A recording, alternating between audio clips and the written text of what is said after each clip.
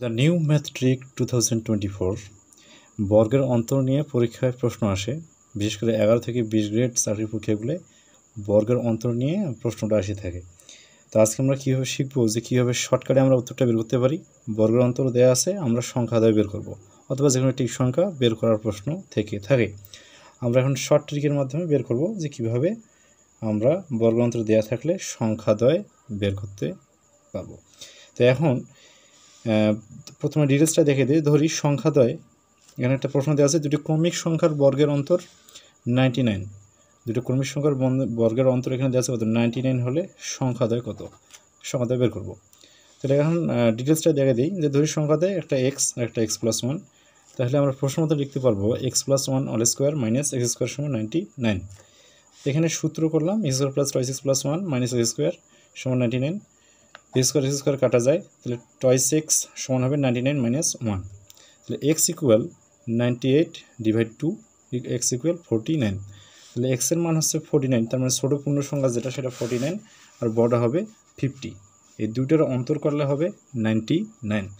এখন যদি আমরা শর্টকাটে করি বা শর্টকাট পরীক্ষা যদি এই ধরনের অঙ্ক আসে তাহলে শর্টকাটে কীভাবে করবো।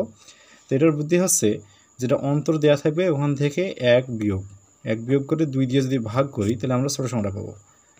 তাহলে 1 বিয়োগ করে 2 দ্বারা ভাগ করলে আমরা পাচ্ছি এখানে কত, 49। তাহলে এটা ছোটো সংখ্যা, এর সঙ্গে 1 যোগ করলে বড় সংখ্যা পাওয়া যাবে। তো এই হচ্ছে শর্টকাট পদ্ধতি। কিন্তু শর্টকাট পদ্ধতির জন্য আবারও যে বিষয়টা বলি, শর্টকাট টেকনিক যেটা, এটা হচ্ছে কি, যেটা অন্তর দেওয়া থাকবে অন্তর থেকে 1 বিয়োগ করে 2 দিয়ে ভাগ করলে ছোটো সংখ্যাটা পাওয়া যাচ্ছে, এবং তার সঙ্গে পরবর্তী যদি আমরা 1 যোগ করি তাহলে বড় সংখ্যা পাবো। আর এটার সাথে যদি আর কেউ 1 যোগ করে দেয় তাহলে এখান থেকে বড় সংখ্যাটা পাওয়া যাবে। 1 যোগ করে দিলাম, কত হচ্ছে 100, 2 দ্বারা ভাগ করলে তাহলে বড় সংখ্যাটা পেয়ে যাচ্ছে একবারে। এটা হচ্ছে শর্ট টেকনিক। তাহলে আমরা নেক্সট প্রশ্ন একটা দেখি যে দুটি পূর্ণ ক্রমিক সংখ্যার বর্গের অন্তর দেওয়া আছে 501 হলে সংখ্যাদ্বয় কত।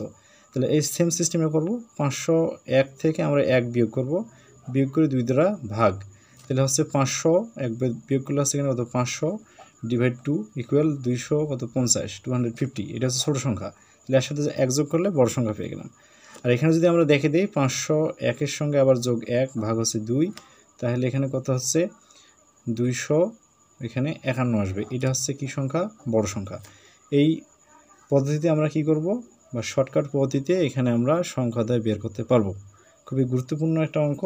বিশেষ করে 11 থেকে 20 গ্রেড যে চাকরির পরীক্ষাগুলো আছে এখানে এই ধরনের প্রশ্ন থেকে থাকে। আমরা যে ডিটেলস করতে অনেক সময় লাগবে, এই শর্টকাটভাবে করলে এভাবে দ্রুত করা যায়, সংখ্যাদ্বয় নির্ণয় করা যাবে। ধন্যবাদ।